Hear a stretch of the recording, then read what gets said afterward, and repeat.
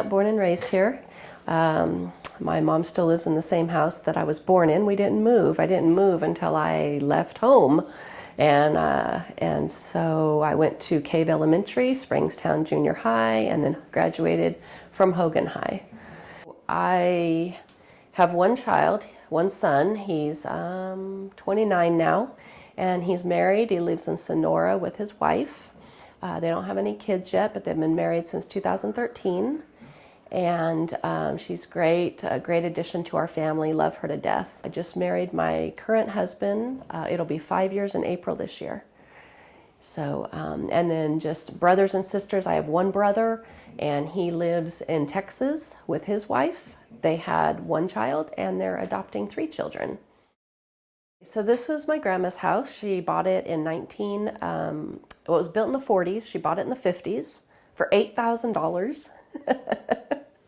And she lived here all her life, and she passed away here in 2007. And I inherited the house through, it was given to my mom, and eventually it'll be given to me when she passes. So it's a family home. We remodeled the whole thing, me and my dad. We gutted the house, opened up the floor plan. We modeled the whole thing. It's beautiful. All to my specifications. He says, "What do you want?" He did construction. He was a sheetrocker. So he had done a lot of remodeling and a lot of other things besides sheetrocking.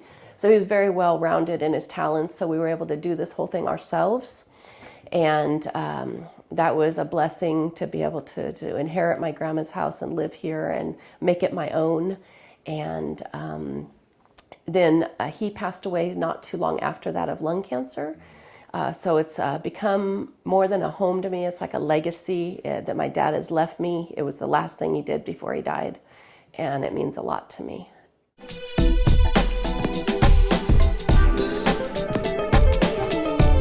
So I've been doing hair for, 32 years now, I believe. And early on, I had saw this homeless guy walking by the shop, and I wanted to help him, and I didn't know how to approach him. So I always had that in the back of my mind. And in 2013, I saw a trailer for sale, and I bought it and decided I would turn it into a hair salon, and I would partner with a church or somebody that was helping the homeless already and see if I could offer free haircuts. I wanted to be able to give back that talent that God gave me to help others, and that I seen that early on that I wanted to do that. And that's when I saw Vallejo Together had posted something on Facebook, and they were looking for a stylist to join in on what they were already doing. And they were doing an event at the waterfront on second Saturdays, and they wanted a hairstylist to partner and come in and do haircuts for them. It was exactly this right timing for me, and I reached out to them, and I started doing that in 2013.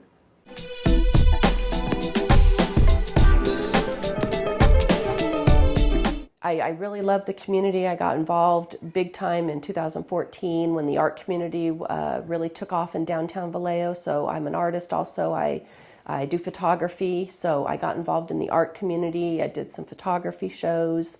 I sell my art at Art Walk, things like that. And I met some really great people, downtown Vallejo, artists, business owners.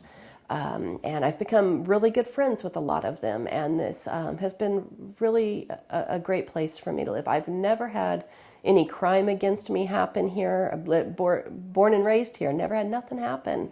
So I don't have that scared feeling that some people have, and I don't look at, I look at glass half full, not half empty, and I look at the good in everything. And I really like the community here and the people that live here in Vallejo.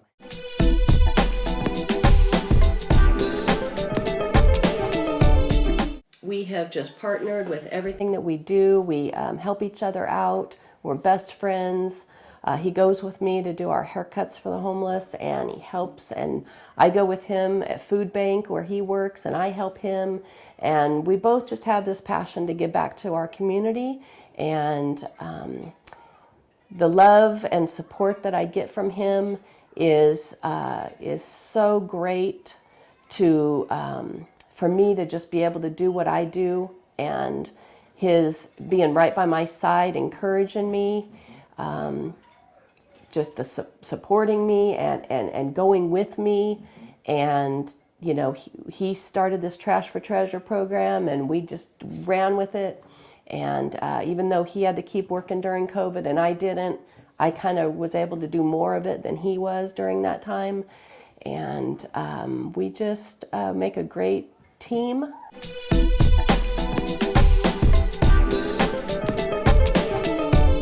So I partnered with the city because I had been working with them all year long with their trash and bringing them supplies.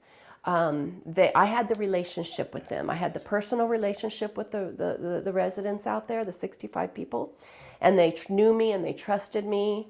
And so I was the go-between between them and the city. I said, the city's going to come out here and they're going to offer you, you know, make sure that you have your food stamps and your general assistance. They're going to offer you a place to transfer out of this place too, because the owner wants his property back. You know, so we're going to be coming out here doing these outreaches.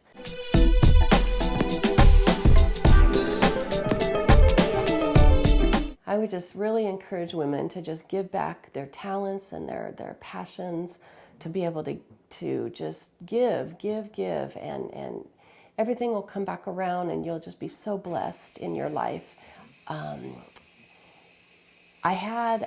was out at the encampment, and I was collecting their trash, and this one man would ask me every time, "Why do you do this? Why do you care about us? Why are you doing this?" And I said, "I don't know, Saul. I just want to help." And he would ask me every time I was out there, and he'd walk around and help me.